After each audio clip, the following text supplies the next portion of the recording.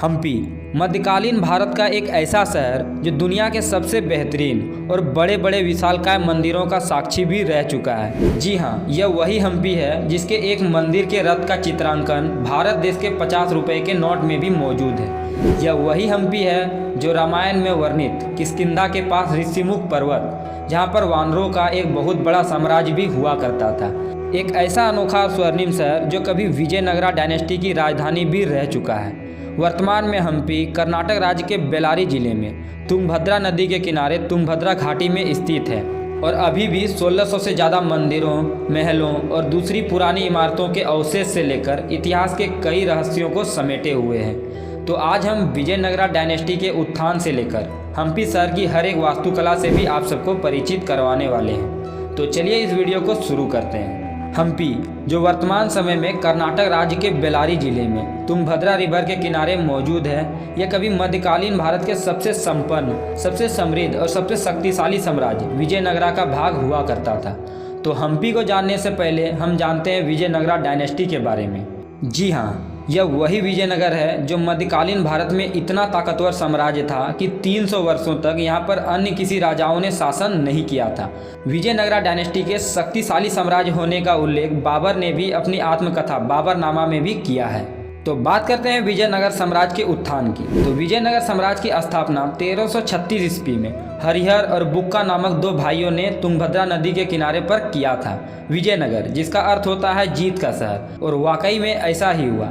इस साम्राज्य की स्थापना के बाद न जाने कितने बार इस राज्य में आक्रमण हुए, लेकिन वहाँ के शासकों ने इसका कड़ा जवाब दिया। यह साम्राज्य करीब 300 वर्षों तक अजेय रहा और इतना समृद्ध और शक्तिशाली हो गया कि कई बार ध्वस्त होने के बाद भी फिर से बनकर तैयार हुआ। यह साम्राज्य उस समय इतना प्रसिद्ध हुआ करता था कि यहाँ पर हीरो का बाजार भी लगा करता था, और एक समय में विजयनगर ईरान, जर्मनी और रोम जैसे देशों से भी अधिक शक्तिशाली और संपन्न हो गया था, क्योंकि उस समय विजयनगर साम्राज्य के अंतर्गत कर्नाटक, महाराष्ट्र और आंध्र प्रदेश भी आने लगा था, और भारत सोने की चिड़िया यानी द गोल्डन बर्ड के नाम से भी प्रसिद्ध हो गया था।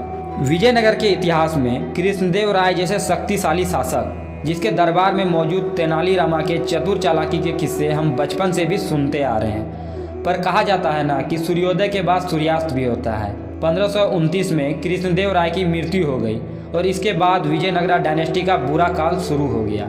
राजा कृष्णदेव राय की मृत्यु के बाद हिंदू राजाओं की उदारता और कुछ गद्दारों की वजह से सदाशिव राय के शासनकाल में 4 मुस्लिम आक्रांता, जिसमें विदर्भ, बीजापुर, गोलकुंडा और अहमदनगर की मुस्लिम सेना टुकड़ी ने 1565 में विजयनगरा साम्राज्य पर हमला बोल दिया।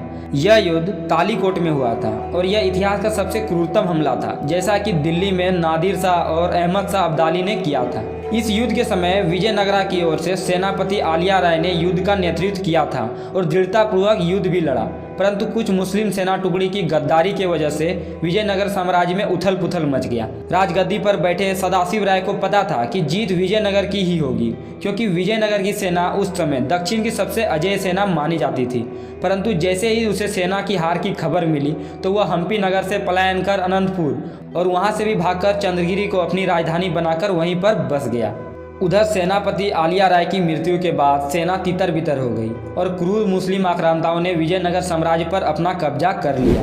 इधर हिंदू राजाओं की उदारता और कुछ मुस्लिम टुकड़ी के गद्दारी के वजह से विजयनगर में इतना भयंकर लूटपाट और कत्लेआम हुआ कि इतना शक्तिशाली और समृद्ध शहर लाशों की ढेर में बदल गया।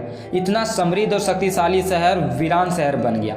चारों मुस्लिम आक्रांताओं की सेना 5 महीने तक उस नगर में रही और विजयनगर की ईंट से ईंट बजा दी। मंदिर और मूर्तियों को तोड़ा गया, शिक्षा केंद्रों को आग के हवाले कर दिया गया और 25 दिसंबर 1564 को विजयनगर की पतन की तिथि बन गई। इसके बाद विजयनगर साम्राज्य 80 वर्षों तक और चला, परंतु धीरे धीरे विजयनगर साम्राज्य का अंत होता गया और 1646 ईस्वी में विजयनगर का इतिहास कालचक्र में दफन हो गया। इसी विजयनगर साम्राज्य के अंतर्गत आता था हम्पी शहर, जिसका वर्णन 3री शताब्दी में सम्राट अशोक के समय में भी किया गया था।